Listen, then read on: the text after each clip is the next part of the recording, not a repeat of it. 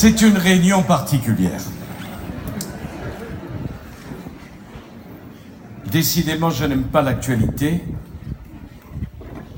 qui donne le sentiment superficiel de balayer les événements, se précipitant sur le prochain, oubliant le dernier. Regardez nos médias, il n'y en a plus que pour la COP 21. Comme si, il y a 10 jours, le drame qu'a connu la France était déjà passé. Nous, comme tous les Français, nous avons un devoir, nous souvenir de ce qui s'est passé et comprendre pour en tirer des leçons. Ce qui s'est passé, c'est pas un élément superficiel. 132 de nos compatriotes abattus. J'approuve la décision qui a conduit à maintenir la date des élections régionales. Clémenceau disait « Un pays qui se tait est un pays mort ». Il avait raison. Ces barbares, ces terroristes, ces lâches voulaient nous faire taire.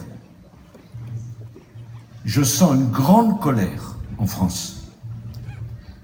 Je sens une grande inquiétude en France. Et je pense que personne n'est prêt d'oublier ce qui s'est passé. Et nous devons, nous, cher Hervé, chère Françoise, nous expliquer devant vous.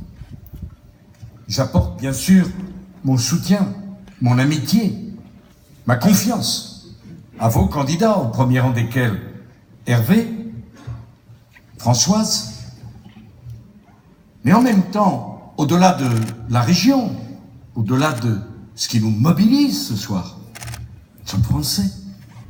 Nous devons réfléchir. Bien sûr qu'il a fallu prendre des décisions très rapides, et dans la nuit où François Hollande a annoncé l'état d'urgence, nous avons approuvé l'état d'urgence. C'était nécessaire.